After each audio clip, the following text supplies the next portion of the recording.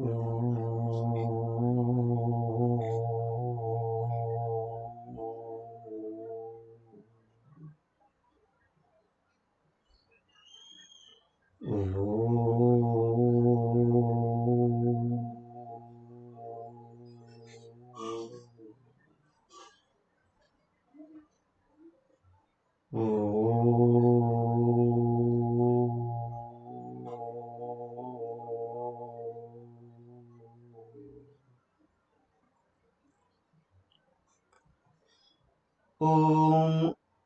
भद्रं कर्णेभिः शृणुयामदेवाः भद्रं पश्येमाक्षभिर्यजत्राः स्थिरैरङ्गैस्तुष्टुवां सस्तनूभिः व्यशेमदेवहितं यदायुः स्वस्ति न इन्द्रो वृद्धश्रवाः स्वस्ति नः पूषा विश्ववेदाः स्वस्ति नस्तार्क्ष्यो अरिष्टनेमिः स्वस्ति नो बृहस्पतिर्ददातु। ॐ शान्ति शान्ति शान्तिः। ॐ गुरुर्ब्रह्मा गुरुर्विष्णुः गुरुर्देवो महेश्वरः गुरुरेव परं ब्रह्म तस्मै श्री गुरवे नमः। मुंडकोपनिषत् तृतीय मुंडकం 5 మంత్రాలు అయిపోయాయి. 5వ మంత్రం మరొకసారి చదివి ముందుకెళ్దాం. సంప్రాప్యైనం ఋషయో జ్ఞానతృప్తాః కృతాత్మానో వీతరాగాః ప్రశాంతాః ते सर्वगं सर्वतः प्राप्य धीराः युक्तात्मानः सर्वमेवाविशन्ति।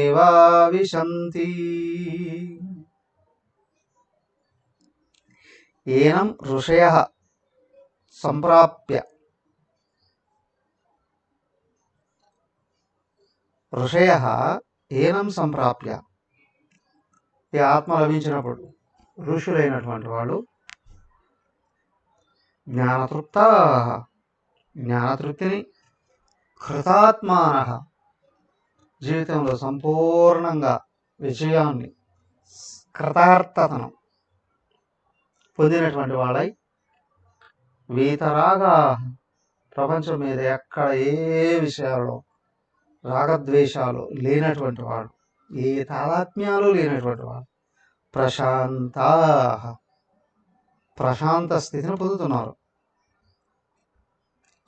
తే వాళ్ళు ఉన్నారే సర్వగం సర్వతః ప్రాప్య వాళ్ళు సర్వాన్ని పొందిన వాళ్ళు అవుతున్నారు. సర్వతః వాళ్ళకి ఎక్కడికి వెళ్ళినా అది ఇంకా దూరం కాదు.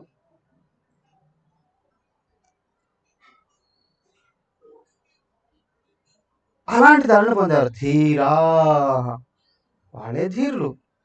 యుక్త ఆత్మానః వాళ్ళ శరీరేంద్రియ మనోబుద్ధులు ఎప్పుడు ఒకటిగానే ఉంటాయి. ఒకటైన ఆత్మను అనుసరిస్తాయి.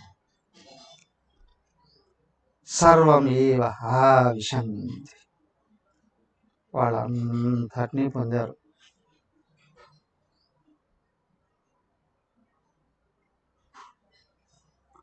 అంతటా ఏకమైన తత్వాన్ని చూస్తారు. ఇది పరిపూర్ణ మానవుడి యొక్క చిత్రపటం. ఎలా ఉంటారండి ఋషులు? ఓకే సరేలే అవి ఎప్పుడో ఉండేవాళ్ళండి, ఇప్పుడు ఎందుకు వాళ్ళ గురించి. ఆత్మజ్ఞాని ఎలా ఉంటాడండి? ఇదిగో ఇలా ఉంటాడు. వాళ్ళనే ఋషులు అన్నారు.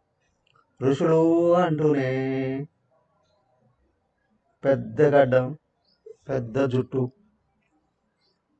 కదా, ఇసుకలు అలాగే ఎప్పుడు కళ్ళు మూసుకొని కూర్చోంటారు. ఒకవేళ ఆ విధంగా ఉంటే ఉండొచ్చు, కానీ ఋషి అనేవాడు అలా ఉంటాడు అనేది చిత్రపటంగా. ఇంతెందుకు మన గురువులే చూడండి, తపోవన్ మహారాజు ఎప్పుడు గుండు కొట్టుకోరు, బొరకాయ వేసుకోండి, కంగారకాయ వేసుకోండి, అంతే. టవల్ కూడా ఉండేది కాదట, రెండో డ్రెస్ కూడా ఉండేది కాదట. అన్న గంగానదిలోకి వెళ్ళాడు, మునిగి బయటకు వచ్చి అట్లా నిలబడుకునేవారట ఎండలోకి వచ్చి. అదే స్నానం, ఇదే జపం అయిపోయింది. నిరంతరం అండి, నిరంతర పరమాత్మ తత్వమే, ఆయనే పరమాత్మ తత్వం. ఏమయ్యా, ఋషుల్లో అంతకంటే గొప్పవాడు ఎవడూ లేడని హిమాలయాల్లో ఉన్న మహాత్ములు అందరూ ఫీల్ అయ్యారు. ఈవెన్ ఒకసారి ఎవరో ఒక దండిస్వామి దండం పట్టుకుంటాడే, ఆయన నుంచి విమర్శించాడు. ఏదో బ్రాహ్మణుడు కాదు, ఆయన ఎందుకు దగ్గర రాణిస్తున్నారు, ఏదో ఇచ్చాడు. ఆయన మొత్తం వీళ్ళందరినీ పిలిపించి, పూరి బిడాదు బదులు ద్వారకా బిడాదు చెప్పారట, ఈయన మహాత్ములు ఎలా ఉంటారో వాళ్ళకు రోల్ మోడల్. అవునా, బ్రాహ్మణులకే బ్రాహ్మణుడు, ఋషులకే ఋషి.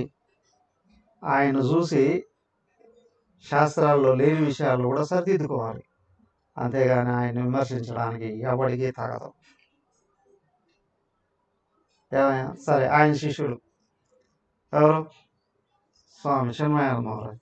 ఆయన ఇంతకైతే గడ్డం పెట్టుకుంటారు, అవునా, చుట్టూ కొన్ని ఉన్న వెంట్రుకలు వెనకలో ఇంతవరకు తిరిగి ఎలా ఉండేవారయ్యా, ఎప్పుడు పట్టుబట్టలు కట్టేవారు. అవునా, చేతుల్లో కనిపించేవి అప్పుడప్పుడు డైమండ్ రింగ్స్ కూడా కొనుక్కొని పెట్టుకున్నాడా.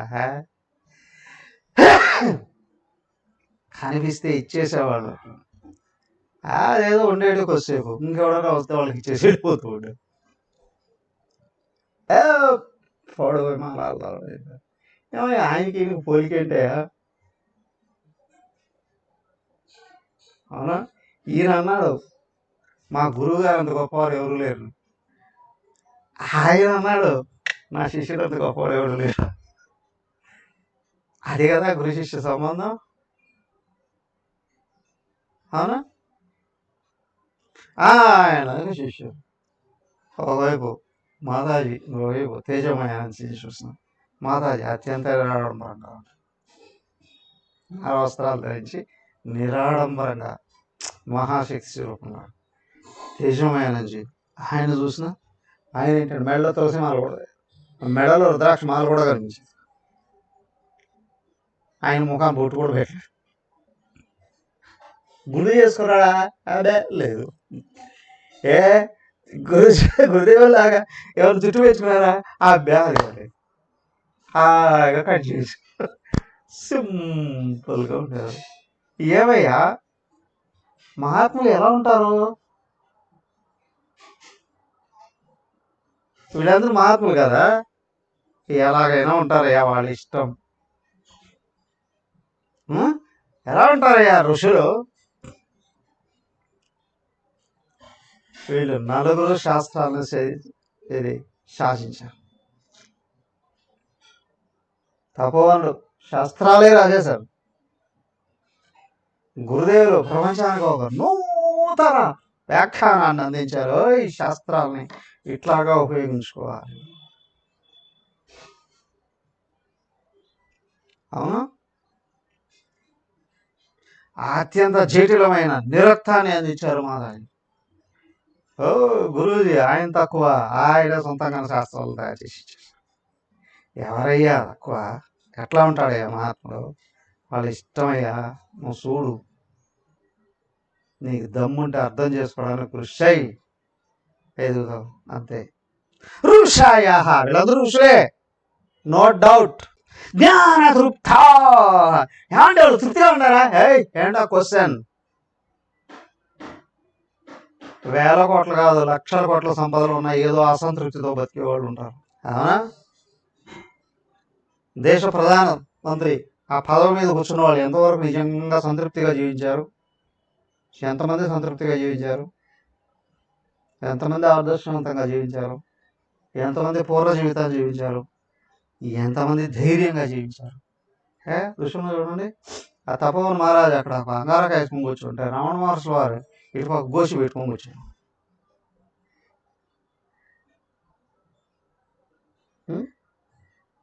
ఇటువైపు రామకృష్ణ పరమహంస ఒక అడ్డమంచి కట్టుకున్నాడు, అటువైపు నిత్యానంద స్వామి అని ఉండేవారు, మహానుభావుడు. వంటి మీద ఏమీ ఉండేది కాదు, నూనె పోగు కూడా ఉండేది కాదు. గణేష్పురి మహారాష్ట్రలో, బొంబాయి దగ్గరగా. ఎవరే మహాత్ములు, అందరూ మహాత్ములే. తృప్తిగా ఉన్నారా? జ్ఞానతృప్త. మనిషికి ఆత్మజ్ఞానం వస్తే తృప్తి కలుగుతుందయ్యా, అన్యంగా తృప్తి కలగదు. కృతాత్మాన, వాళ్ళు చెప్పాల్సిన అవసరం వాళ్ళ జీవితమే చూపిస్తుంది. కృతాత్మాన, వాళ్ళు సంపూర్ణంగా జీవితం నుండి కృతకృత్యత పొందారు. ఎవరు అడిగారు, అమ్మా మళ్ళీ పుడతారు మీరు? పుట్టేది సాధ్యలేదు. పుట్టుకే లేని వాడికి సావే ఎక్కడది, సావే లేని వాడికి పుట్టుకే ఎక్కడది, శాశ్వతం. వీతరాగా, అయ్యా వాళ్ళ హృదయం నిండా ప్రేమ ఉంటుంది, కానీ ఎక్కడ తాదాత్మ్యం ఉండదు. గురుదేవుడి భజన చూడండి. ప్రేమ హృదయీనం పరమ విరాగిణం సన్యాసినం గురుం శిరసా నమామ్యహం. ప్రేమ హృదయీనం, ప్రేమ హృదయీనం, హృదయం నిండా ప్రేమేనండి, ప్రేమే. అదే సాధకుడికి లక్ష్యం కావాలి.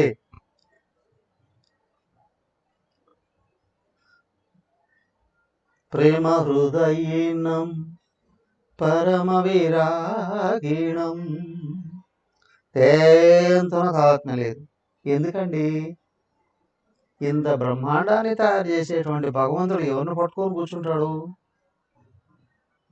ఆయన ఇష్టమైన భక్తుల హృదయాల్లో ఉంటాను అని అన్నాడు. ఓకే, దేహాలు వచ్చేటువంటివి పోవడం కొరకే అందరికీ తెలుసు. ఏ దేహాన్ని పట్టుకుంటాడు? ఏ దేహాన్ని గట్టిగా పట్టుకున్నా తను కోల్పోతాడు. పెద్ద రావి చెట్టు ఉంది, ఎన్ని ఆకులు ఉన్నాయి? చాలా ఉన్నాయి. ఏ ఆకు రాలిపోతూ ఉంటే ఏడుస్తుంది అది?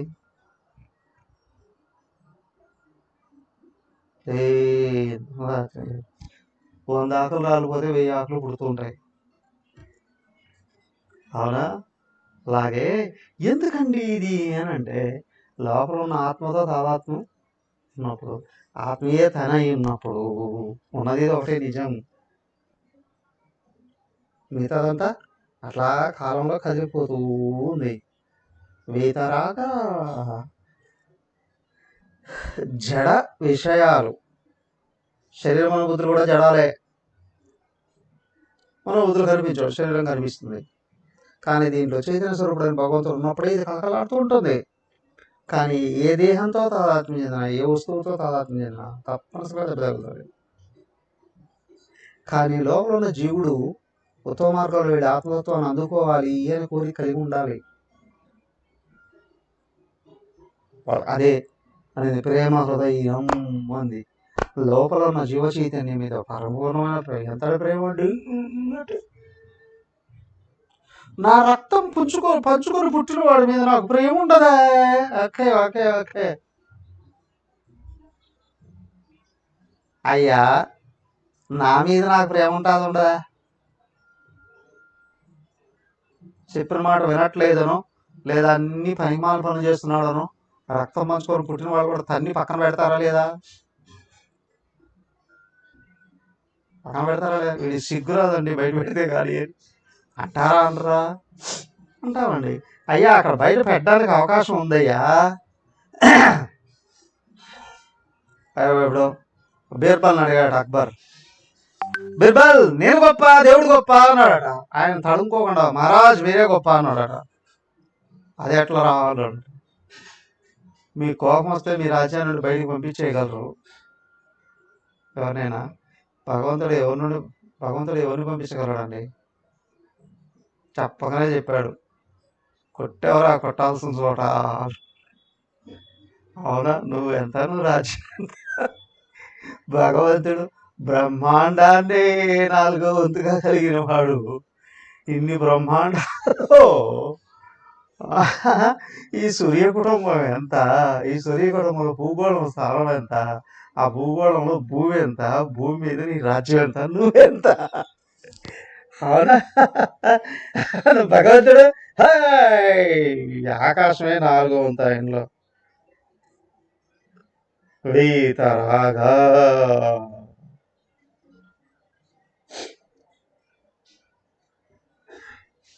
తప్పుల్ని కప్పిపుచ్చి దగ్గరకు తీసుకొని ఒళ్ళో పెట్టుకొని గుండెలో పెట్టుకొని పైన చేయడం కాదు, సరిదిద్దుతాడు. ఇప్పుడు కౌరవుల మీద ప్రేమ ఎక్కువ, పాండవుల మీద ప్రేమ ఎక్కువ కృష్ణుడికి. వాళ్ళు అక్రమంగా అన్యాయంగా ఆశలని అనుభవించేస్తూ ఉంటే చూస్తూనే ఉన్నాడే, ఏమనలేదు వాళ్ళని. అదే పాండవులు ఇన్ని రకాల కష్టాలు పడుతూ ఉంటే ధర్మంగా అన్యాయంగా వాళ్ళు బాధలు పెడుతూ ఉండే, మరి వీళ్ళని కూడా చూసుకున్నాడే. వాళ్ళని చూస్తున్నాడు, వీళ్ళని చూస్తున్నాడు. వాళ్ళని ఎట్ట దెబ్బ కొట్టి జయం పొందాలని వీళ్ళు శిక్షణ ఇచ్చాడు, అది గుర్తుంచుకోవాలి. నువ్వు ఎవరికి సపోర్ట్ చేయాలి? భగవంతుడిని నిందించడం కాదు. అవునా, భగవంతుడు ఎవరిని ఉద్ధరిస్తాడు గుర్తించగలగాలి. అదే మహాత్ముడు కూడా అంతే, తనను ఆశ్రయించిన వాళ్ళని ఆత్మలోకి లేపుతాడు.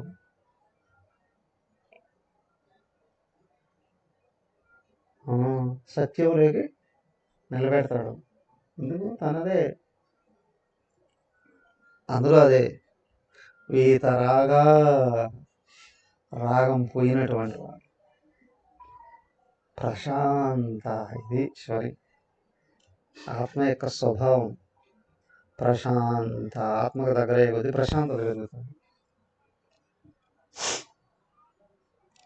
ఏమండి, ప్రశాంతంగా ఉన్నాం, దైవాన్ని నమ్మున్నాం, ఎప్పుడూ అశాంతి అంటాడు. దైవాన్ని నమ్మట్లేదు. నా దేవుడికి చాలా ప్రేమ ఉందండి, రోజుకి అష్టోత్తరాలు చదువుతా, అన్ని పూజలు చేస్తా. దేవుడి మీద ప్రేమ అంటే ఆత్మ స్వభావానికి దగ్గర కావాలి. నువ్వు ఆత్మని గుర్తించగలగాలి. అవునా, నీళ్ళు అశాంతి ఉంది, నీళ్ళు భయం ఉంది, నీళ్ళు ఉంది అంటే ఆత్మను వదిలేస్తున్నావు, దేహాన్ని అనే భావాన్ని పెంచుకుంటున్నావు. రైట్? అవునా, నేను ఆత్మను అని అనుకున్నాను కదా. ఆత్మ శాశ్వతం, దేని గురించి భయపడాలి? ఆత్మ ఏకం, రెండోదే లేదు, దేని గురించి భయపడాలి? నువ్వు ఆత్మయే అయి ఉన్నావయ్యా. ఆత్మయే సర్వవ్యాపకం, ఆత్మయే జ్ఞానం, ఆత్మయే ఆనందం, దేని గురించి భయపడాలి? దానికి భగవంతుని మీద భక్తి కలిగి ఉండడము అని అంటే ఆత్మజ్ఞానాన్ని పొందడము అని. లేకపోతే మనసులో ఒకటే కలిగి ఉండొచ్చు, రాగం, బుద్ధిలో జ్ఞానం లేదు. జ్ఞానం లేని భక్తి ఖచ్చితంగా దేవుడి దగ్గర ఏదో ఉంది, అది దెబ్బేయాలని ప్రయత్నం చేయడానికి. చూడండి, కావాలంటే రాక్షసులు కూడా భక్తి కలిగి ఉన్నారు. దేనికి? వరాలు పొందడానికి. పైగా ఏంటి, ఆయన కూడా తెప్పడు. వాడు చూడండి, అంధకాసురుడు, భస్మాసురుడు, ఆయన దగ్గర వరం పొంది ఆయన లేపేద్దాం అనుకున్నాడు. సరే, రావణాసురుడు శివుడి దగ్గర వరాలు పొంది అదేం చేశాడు? వాడు విమానం వెళుతుంది పైనుంచి, కైలాసం మీద నుంచి వెళ్ళమండి అంది విమానం. దానికి ఉన్న బుద్ధి లేదు యాదవకి. నీ దేవుడి నెత్తి నుంచి వెళ్తావు నువ్వు? నీ నెత్తి మీద భగవంతుడి నెత్తి మీద ఉండి కాళ్ళు కొట్టుకొని లాగపోతావా? జడమైన ఆ ఏరోప్లేన్ కున్న జ్ఞానం నీకు లేదా? Waste fellow. కైలాసం అంటే గీలాసం అంటే నాకు అడ్డొస్తే తీసుకెళ్ళి సముద్రంలో పారేస్తానన్నాడు. వెళ్ళి పర్వతాన్ని ఎత్తి పారేస్తానన్నమాట. ఆయన బొట్టన వేలు పెట్టి నొక్కితే గిజి గిజి గిజి గిజి గిజి కనుక్కొని పడి చచ్చాడు అక్కడ. ఏమయ్యా జ్ఞానం ఉందా? సో కాబట్టి ఏంటి అంటే భక్తి అంటే బుద్ధిలో సరైన జ్ఞానం, మనసులో విశ్వాసం, ఇదే భక్తి. అది ఉన్న చోట ప్రశాంత స్థితిని పొందారు. విధంగా చూస్తూ ఉంటే మంత్రం చూడండి, పరిపూర్ణమైన మహాత్ముడి యొక్క పూర్ణ చిత్రపటం లాగా కనిపిస్తుంది. తే సర్వగం సర్వతః ప్రాప్య, వాళ్ళు సర్వాన్ని సర్వత్రా పొంది ఉన్నారు. ఆ విషయం చెప్తారు తెలుసా? ఊరికి రాజైనా పొరుగుల్లో పోలిగాడైనట సమయం చెప్తారు. ఈ ఊర్లో నువ్వు రాజు కావచ్చు కానీ పొరుగురికి వెళ్తే నిన్నెవడయ్యా కేర్ చేసేది?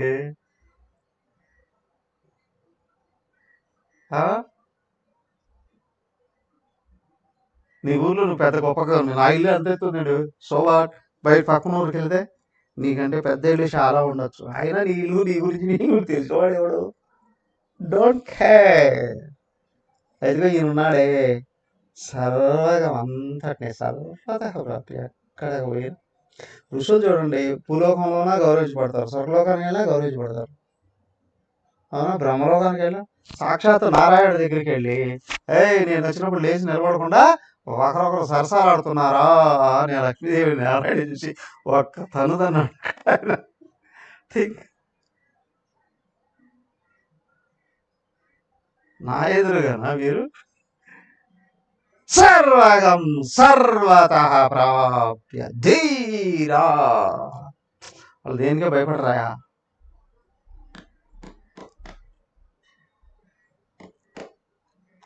యుక్తాత్మ, శరీరం అనుభూతులు ఆత్మ అంటుకొని ఉంటాయి. ఆత్మలో కలిసిపోతాయి. ఇప్పుడు చెయ్యి అంటే పైకి కనిపించేటువంటి ఒక అవయవమా, లోపల కదిలించే శక్తి? కేవలం ఇదే అన్న, ఇది కూడా షుగర్గా అటాట దొంగ తెలుగుడిగా వెళ్ళి ఆత్మలో కలిసిపోతుంది. ఏమవుతుంది? చనిపోయినప్పుడు పంచభూతాలు కలిసిన పంచభూతాలు మాత్రాలు త్రిగుణాలు ప్రకృతి ఆత్మలో కలిసిపోతుంది. దొంగ తెలుగుడు అట్లా వచ్చాయి. అరే కాదండి, చెయ్యి అంటే లోపల కదిలించే శక్తి. ఈ చెయ్యి పోయిన ప్లాస్టిక్ పెట్టుకున్నా లేకపోతే చెక్కలు పెట్టుకుని ఆయన కదిలించుకుంటాడండి అనుకుంటే అది ఆల్రెడీ ఇక్కడే కనెక్ట్ అయ్యి ఉంది, పరమాత్మ ఏ అయ్యింది. అది కూడా పరమాత్మ కలుస్తుంది. అట్లా తిరిగి ఇది డైరెక్ట్.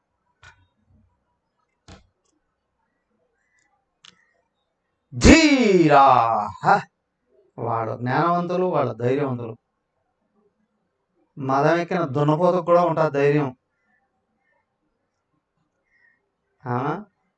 కానీ ఈ ధైర్యం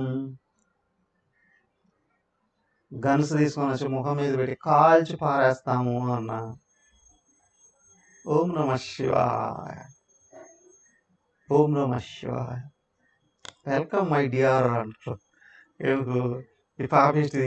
దీనివల్ల నేను సుఖపడేది, దీనివల్ల ఏదైనా ఇతరులకి సుఖాలు ఉండొచ్చునేమో కదా. అందుకే భక్తులు నిలబెట్టుకుంటారు బాబు మహాత్ముల్ని.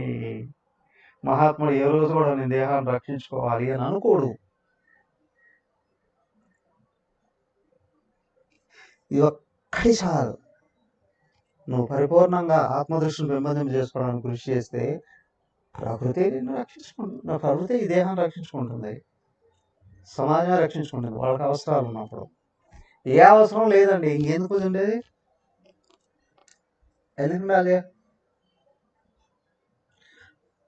ధీరా యుక్తాత్మా సర్వమేవ విషయం, వాళ్ళంతటినీ పొందిన వాళ్ళు అయి ఉన్నారండి.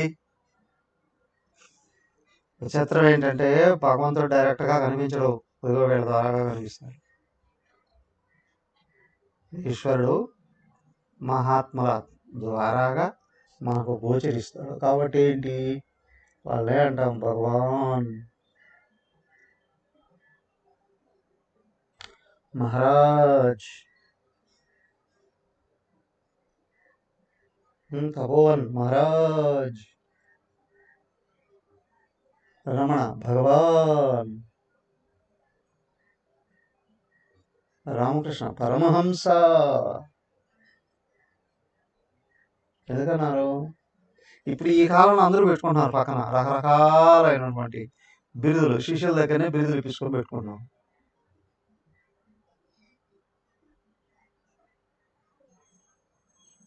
ఏమో వాళ్ళకి వాటి మీద ఆసక్తి ఉందేమో.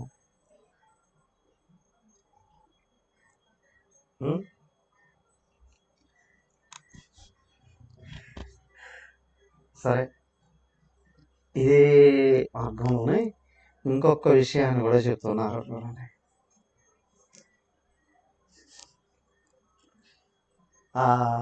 ఇది ఇక్కడికిక్కడే జీవన్ముక్తుడు అయిన వాడు ఎలా ఉంటాడు కదా. ఇంకొంతమంది ట్రై చేస్తారు, మళ్ళీ ఈ లోకానికి రాకూడదండి, ఇంకా అట్టే వెళ్ళిపోవాలండి. ఊరంతా అప్పులు చేశాడు, ఊరోళ్ళందరూ పీక్కు తిన్నారు. ఏం చేస్తాడు? ఆ ఊరు వదిలే దూరంగా ఇంకొకరికి వెళ్ళిపోతాడు. అలాగే అనిపిస్తుంది కదా. ఈ లోకంలో అన్ని చోట్ల ఎక్కడ చూసినా భయం భయం భయం భయం భయం భయం అనిపించేది అనుకోండి. ఈ లోకం వద్దండి అని అనిపించింది. నీకు స్నేహం కావాలి, స్వర్గలోకం కావాలి, ఇక్కడ సుఖాలు సరిపోలేదనేది స్వర్గలోకం ఈ లోకం కదా, రకరకాల. కానీ ఇంకొంతమంది మహాత్ములు ఆ స్థితి లేనప్పుడు ఏమవుతారు అంటే, ఇదిగో అందరికీ సుపరిచితమైన మంత్రం, వేదాంత విజ్ఞాన సునిశ్చితార్థ సన్యాసయోగతయతయః శుద్ధ సత్వ తే బ్రహ్మలోకేషు పరాంతకాలే పరామృతాత్ పరిముచ్యంతి సర్వే. విన్నారా ఎక్కడైనా మంత్రం?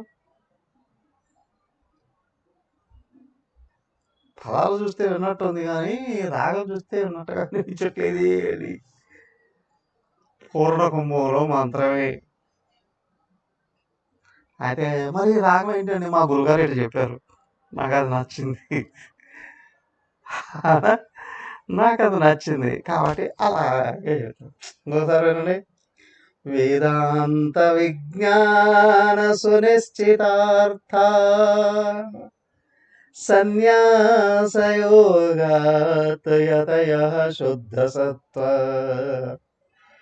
తే బ్రహ్మలోకేషు పరాంతకాలే పరామృతాత్ పరిముచ్యంతి సర్వే. ఇక్కడ పరామృతాః ఉంది కదా, ఓకే. పరామృతాః పరిముచ్యంతి సర్వే. వేదాంత విజ్ఞాన సునిశ్చితార్థాః, వేదాంత విజ్ఞాన అర్థాః సునిశ్చితః. వేదాంత విజ్ఞానానికి సంబంధించినటువంటి అర్థాలని సునిశ్చిత, బాగా పరిశీలించినవాడు, బాగా అర్థం చేసుకున్నవాడు. సన్యాసయోగా, సన్యాసయోగం ద్వారా సన్యాసాన్ని అనుసరిస్తున్నాడు. యతయః, యత్నశీలుడు, నిరంతరం ప్రయత్నిస్తున్నాడు. శుద్ధ సత్వాః, పూర్తి సత్వంలోకి వచ్చాడు. ఏమైందండి? ఇక్కడ జీవన్ముక్తుడు, ఇక్కడ కానీ ఈ దేహాత్మ భావాన్ని పోగొట్టుకున్నాడా? జీవన్ముక్తుడే.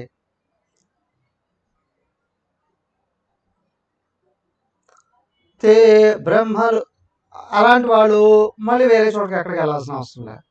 కానీ అది పోలే, జీవభావం మిగిలింది. ఇప్పుడు తే బ్రహ్మలోకేషు, వాళ్ళు బ్రహ్మలోకానికి వెళ్ళిపోయారు. మళ్ళీ ఇక్కడ ఆసక్తి లేదు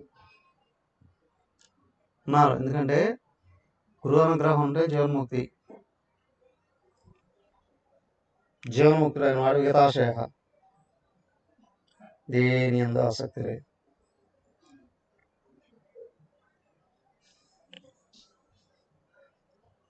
జీవన్ముక్తుడు కాలేదు కానీ ప్రపంచ విషయాల మీద ఆసక్తి లేదు, సాధన చేస్తూనే ఉన్నాడు.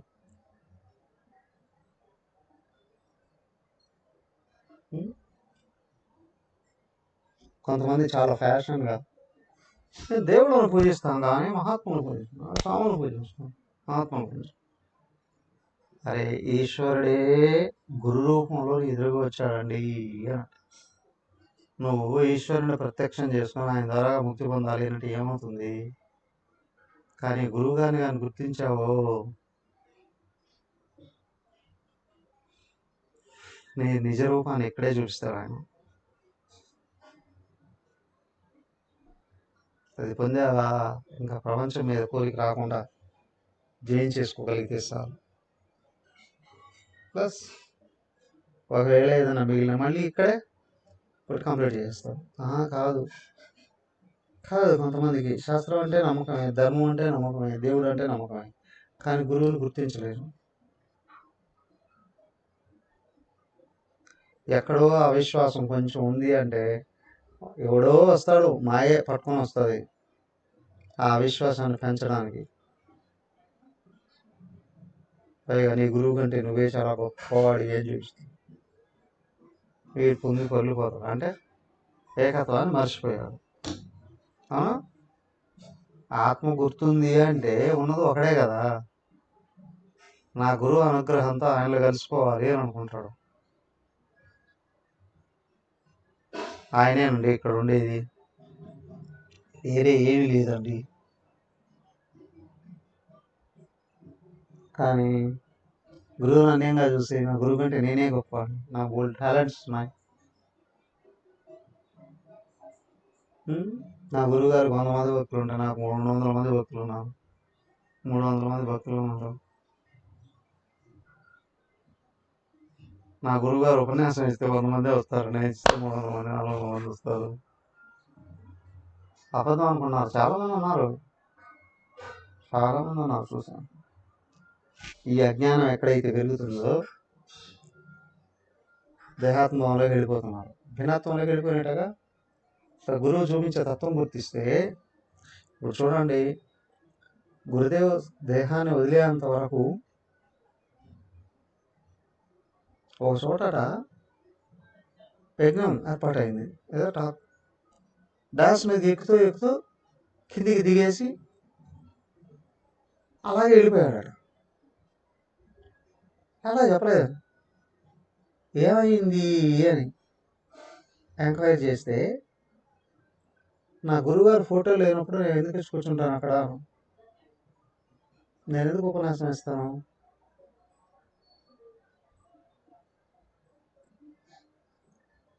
నా గురువుగారు ఉంటేనే నేను వస్తా. గురువు భగవంతుడు అని కానీ గుర్తించకపోతే నువ్వు అక్కడ చేరుకోలేవు.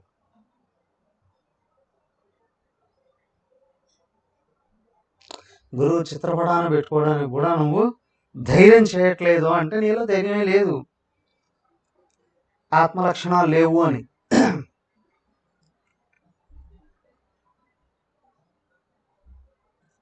ఆత్మ లక్షణాలు నా గురువు ఒక్కరుంటే చాలు, నా గమ్యాన్ని నేను చేరుకుంటాను.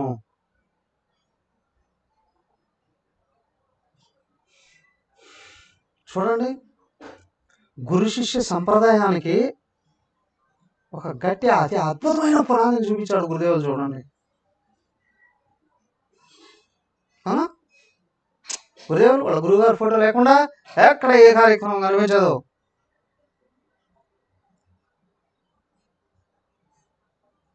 ఏమండి వాళ్ళ గురువు గారి గురించి సమాజానికి ఎక్కువ తెలుసా, ఈయన గురించి ఎక్కువ తెలుసా? ఆయన అడగండి, ఆయన సముద్రం, నేను ఒక పిల్ల కాలువ, ఆయన అనంతం, దాంట్లోంచి ఒక చిన్న కిరణం, నేను నా దగ్గర నుంచి వచ్చేదంతా నా గురువుగారిదే. నా గురువుగారేనయ్యా సర్వం, నేను కూడా ఆయనే. అవునా? సో లోపల వ్యక్తిత్వం వికసిస్తూ ఆత్మవైపు తిరుగుతుంది అంటే గురువుగారు గొప్పతనం కనిపిస్తుంది. జీవితంలో ఏది పోగొట్టుకున్నా పర్వాలేదు కానీ గురువుని పోగొట్టుకోకూడదు. ఆత్మజ్ఞానం కావాలి అనుకున్నట్టు కనుక శ్రద్ధాయేవ కైవల్యం, శ్రద్ధావాన్ లభతే జ్ఞానం, గురు వేదాంత వాక్యాలు విశ్వాస శ్రద్ధ.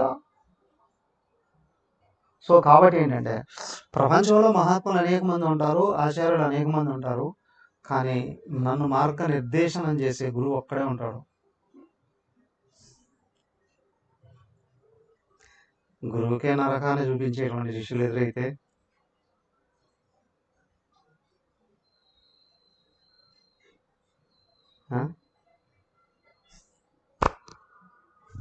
ఏమనాలి? దేహం కొన్ని ఒడిదుడుకులకు లోను కావచ్చు, కానీ వాళ్ళ దృష్టి వాళ్ళ గురువు గారి దగ్గరే ఉంటుంది. ఇది గుర్తుంచుకోగలగాలి. ఇద్దరు ప్రేమికులు కొట్టుకోవచ్చు, నీ మనసులో నేనే ఉండాలి, నీ మనసులో నేనే ఉండాలి అని ఇద్దరు. కానీ గురు శిష్యుల విషయంలో శిష్యుడు ఎప్పుడు డిమాండ్ చేయకూడదు, నువ్వు నన్ను గుర్తుపెట్టుకోవాలి అని.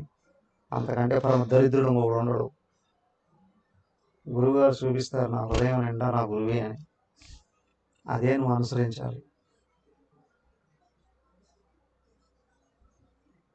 అయినా ఏ శిష్యుడు గురువుగారి దగ్గరికి వెళ్ళినా ఆయన చూపిస్తాడు ఏమని, నా హృదయం నిండా నా గురువే, నా సర్వస్వం నా గురువే. అయ్యా గురువు మాత్రమే నిజం. అందుకు గురువు ఆత్మతత్వం. ఏది నిజం?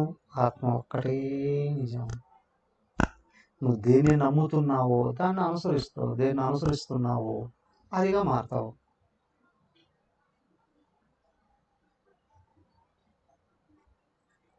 సన్యాసయోగాతయతయ శుద్ధ సత్వ. సన్యాస మార్గాన్ని అనుసరిస్తూ ఇంతకుముందే చెప్పాడుగా, ప్రపంచం జడం, దాని మీద వీతరాగా రాగంతో ఉండాలి, పోగొట్టుకోవాలి. ఇది ఇతరులు చెప్పడానికి కాదు, తన శరీర మనోబుద్ధుల మీద తన రాగం పోగొట్టుకుంటున్నాడు అంటే ఆత్మలో స్థిరపడుతున్నాడు. అదే సన్యాస యోగం. యథాయ యతులు దీనికోసమే నిరంతరం ట్రై చేయాలి. జపాలు చేసి తపాలు చేసి ఇతరుల కొంపలు కోల్చడం, లేదా రకరకాలైనటువంటి బయట శక్తులను సంపాదించుకోవాలని ప్రయత్నం చేయడం. విభూతుల కోసం ప్రయత్నం చేస్తే అవి భూతులుగా మారిపోతాయి చివరికి.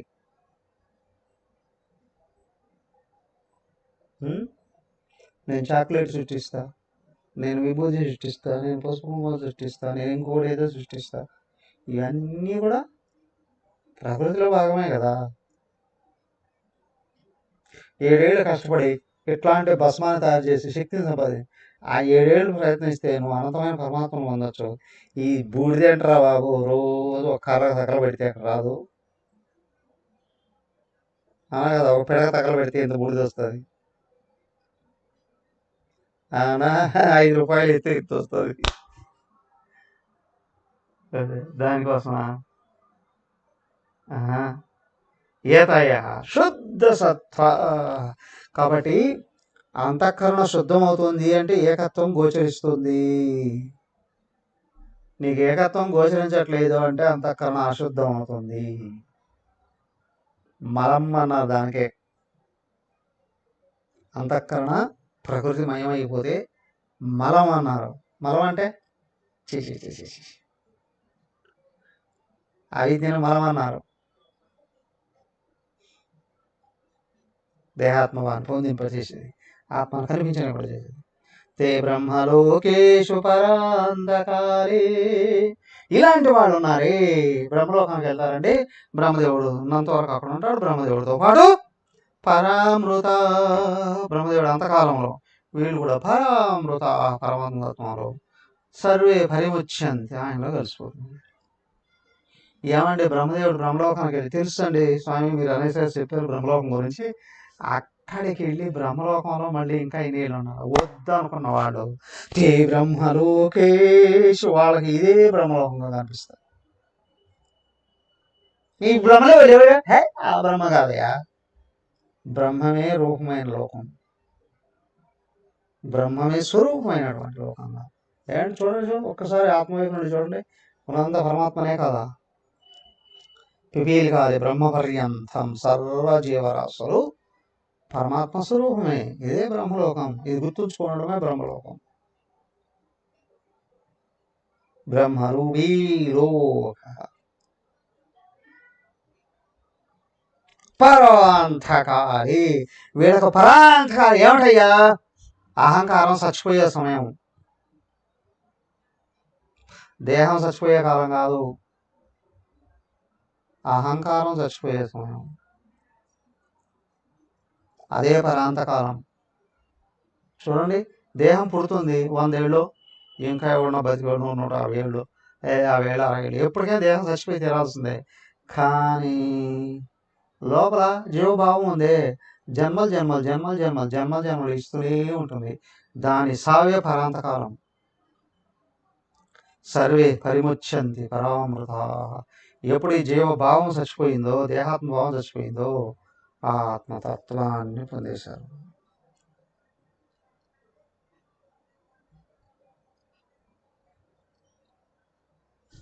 పరమాత్మ తత్వాన్ని అందుకునేసారు, పరమాత్మగా మారిపోయారు. పరమాత్మలో దూరారా అండి? పరమాత్మలో దూరిపోయారా? అన్యత్వ భావం ఎగిరిపోయింది అంతే, వేరే ఏం లేదు. నేను ఆయన కంటే అన్యంగా ఉన్నాను, భావం ఎగిరిపోయింది. ఆయన నేను ఒకటే.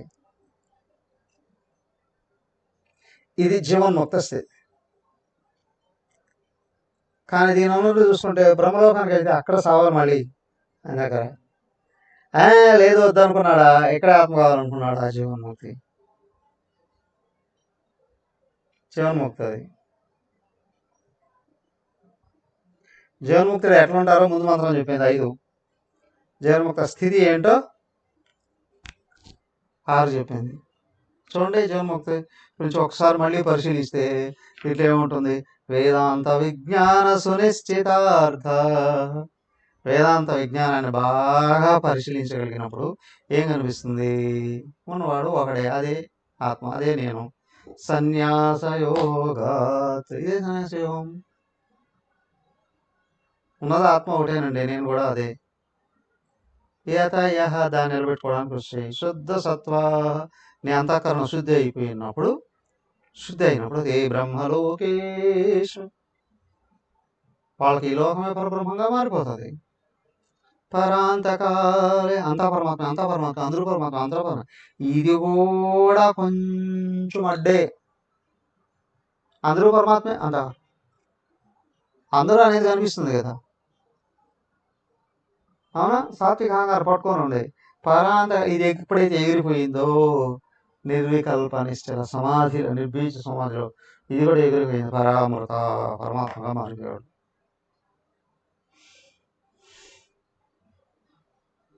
ఆత్మయేవ అభూత్ విజానత అన్నారు ఈశ్వరశంలో. విజానత సంపూర్ణ జ్ఞానం ఎవడయ్యా? ఆత్మయేవ అభూత్, ఆత్మగా మారిపోయాడండి, ఆత్మను పొందాడండి, ఆత్మను చేరుకున్నాడండి కాదు, ఆత్మీయ అయిపోయాడు. తే బ్రహ్మలోకేషు, వాళ్ళకి స్వరూపం అంతా పరబ్రహ్మమే. ఎప్పుడు ఆవిడ చివరేంటి? ఇదో దేహము ఉంది, విదేహముక్తి కలిగినప్పుడు పరమాత్మకు చేరు.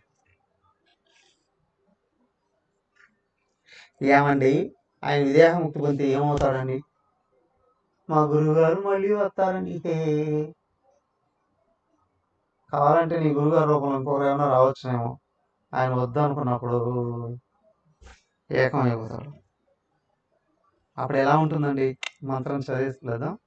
గతః కలః పంచదశ ప్రతిష్ఠా దేవాశ్చ సర్వే ప్రతిదేవతాసు కర్మాణి విజ్ఞానమయశ్చాత్మా పరే వ్యయే సర్వ ఏకీభవంతి. గతః కలః పంచదశ ప్రతిష్ఠాః దేవాశ్చ సర్వే ప్రతిదేవతాసు కర్మాణి విజ్ఞానమయశ్చాత్మా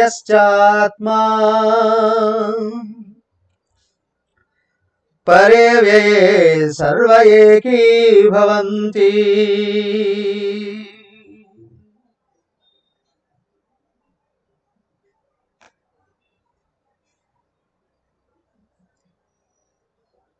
ఇదిగో పరిపూర్ణత్వం. విదేహముక్తి. కళాహ గతాహ. కళలు. కళలు అంటే ఓ టాలెంట్స్ అండి. కళలు అంటే దేహంలో ఉన్న విభాగాలన్నీ.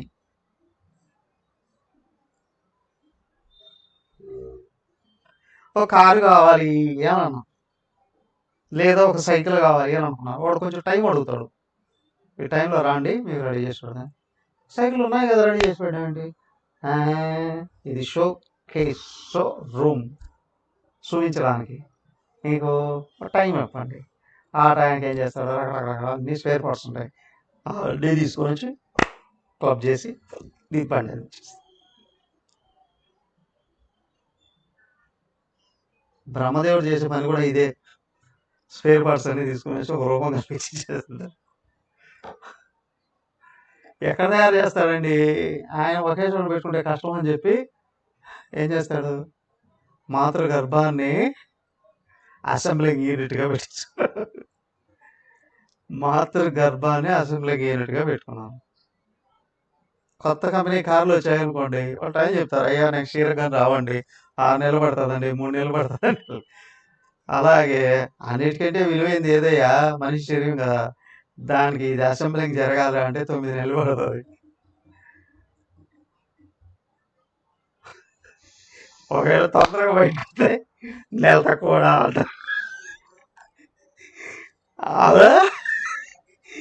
నెల తక్కువ, లేకపోతే ఇంకా రకరకాలుగా ఘోరాలుగా ప్రవేశించాడు. వీడు పెళ్లి కాకపోతే గర్భంలో ప్రవేశించాడండి.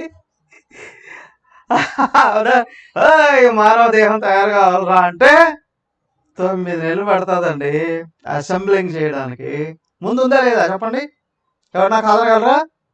సూక్ష్మ కారణ శరీరాలు ముందే ఉన్నాయి, స్పేర్ పార్ట్స్ అన్నీ ఉన్నాయి, కానీ అసెంబుల్ చేయాలి అంతే కదా. మాత్రం 9 చూడండి, ఎక్కడైనా ఎంత వెహికల్ అయినా సరే 5 రోజులు 10 రోజులు వారము నెల 2 నెలలు తయారు కాకపోతే వేరే కదా ఆర్డర్ ఇస్తే. కానీ మనిషి శరీరం ఆర్డర్ ఇస్తే 9 నెలలు పడుతుంది. ఈ స్థూల శరీరమే అదే చివరికి వచ్చేప్పటికి విడిపోయేది.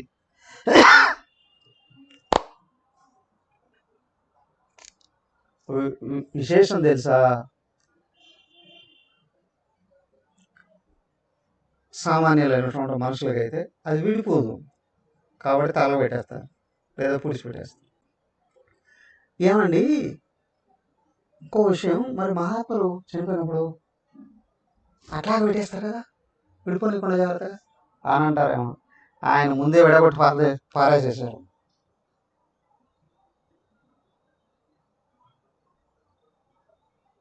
ఈజ్ ఆన్ త్రో అని అనడానికి కూడా లేదు. ఈ శరీరం ఇక్కడ ఉంటుంది, కానీ కళలు ఏమిటి? శరీరంలో పార్ట్సే కదా అండి, ఆ పార్ట్స్ను కదిలించేటువంటివి అవి కళలు సూక్ష్మ శరీరంలో ఉన్నాయి. అవి మనం చచ్చిపోయినా మన వెంట వస్తూనే ఉంటాయి మళ్ళీ. అవునా, రామేశ్వరం వెళ్ళిన శనేశ్వరం తప్పలేదండి, ఇక్కడ చచ్చిపోయినా మళ్ళీ వస్తూనే ఉంటాయి. కానీ ఈయనేం చేస్తున్నాడు, బ్రతికొండగానే మొదట కారణ శరీరం కొట్టేస్తాడు. మనం ఏదైతే దాచిపెట్టుకుంటామో మళ్ళీ కావాలి అని ఆయన ముందే తగలబెట్టేస్తాడు. అది ఏది కారణ శరీరంలోనేగా కర్మఫలాలన్నీ దాచిపెట్టుకునేది, ఆయన దాన్ని తగలబెట్టేస్తాడు. అయిపోయింది కదా. ఆ తర్వాత సూక్ష్మ శరీరం ఉంది, అవి కూడా ఉన్నట్టున్నాయి, ఒక్కొక్కటి ఈశ్వర గతాకళా పంచదశ ప్రతిష్టా దేవాస సర్వే ప్రతిదేవతాసు. ఇదిగో పంచదశ కళా ప్రతిష్టా గతా. పంచదశ కళలు ఏమండి?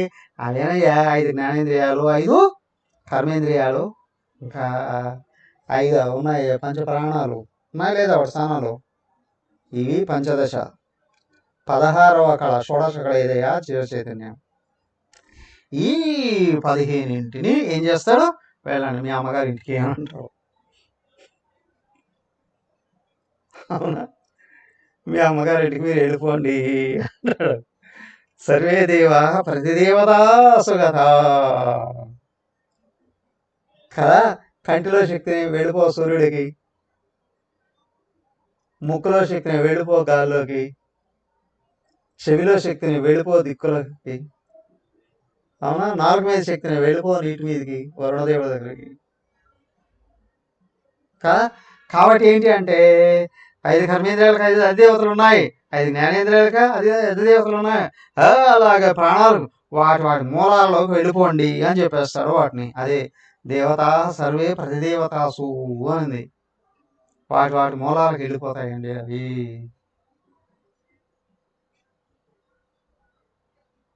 అది కళలన్నీ ఎక్కడి నుంచి వచ్చాయో అక్కడికి వెళ్ళిపోతాయి. కర్మాణి విజ్ఞానమయశ్చాత్మ. ఏమండి సామాన్య మానవులకు కూడా అలాగే జరుగుతుంది. కాదు కాదు కాదు కాదు ఏమన్నారు అక్కడ? అంతఃకరణతో పాటు పంచ జ్ఞానేంద్రియ శక్తులు కారణ శరీరం కూడా కలిపి ఇంకొక శరీరంలోకి మళ్ళీ ప్రవేశించి వెళ్ళిపోతుందండి అన్నారు.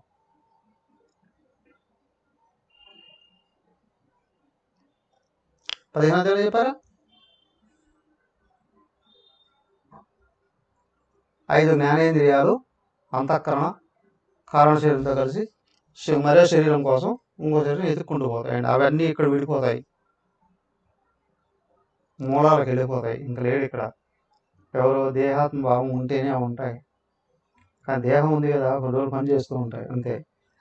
దేహం వెళ్ళిపోయే ముందు ఇవన్నీ విడదీసి పంపించేస్తారు ఎక్కడ వాటిని అక్కడికి. కర్మాణి, మరి కర్మఫలాలండి అవి ఎప్పుడో కలిగిపోయాయి. విజ్ఞానమయశ్చ ఆత్మ, ఎలాగా? ఉన్నవాడు ఒకడని తెలుసుకోవడంతో సర్వకర్మలు. ఏమన్నారు? సంచితం అని అన్నారు కదా అక్కడ. సంచితం ఏమవుతుంది? దేహాత్మ భావనంతో వరకు సంచితం ఉంటుందండి.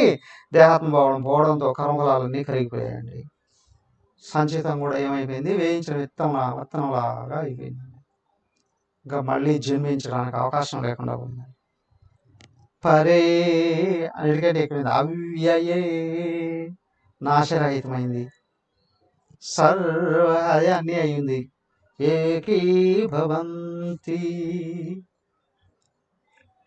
అంతా దాంట్లో కలిసిపోతుంది. ఉన్నది అదే దాంట్లో కలిసిపోతుంది.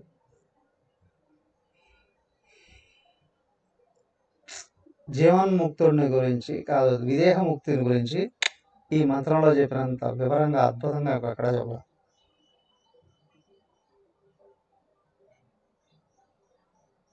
5వ మంత్రంలో అదే జీవన్ముక్తుడు ఎలా ఉంటాడో చెప్పాడు. 6వ మంత్రంలో ఒకవేళ బ్రహ్మలోకానికి వెళితే ఎలాగా అక్కడి నుంచి తరిస్తాడు అని చెప్తూనే దాన్ని అంతర్గతంగా ఇక్కడికిక్కడ జీవన్ముక్తి ఎలా కలుగుతుందో చెప్పారు. కానీ 7వ మంత్రంలోకి వచ్చేటప్పుడు విదేహముక్తి ఎలా ఉంటుంది? ఓం సర్వే భవంతు సుఖినః, సర్వే సంతు నిరామయాః, సర్వే భద్రాణి పశ్యంతు, మా కశ్చిద్ దుఃఖభాగ్ భవేత్. ఓం శాంతి శాంతి శాంతి. హరి ఓం. శ్రీ గురుభ్యో నమః. హరి ఓం.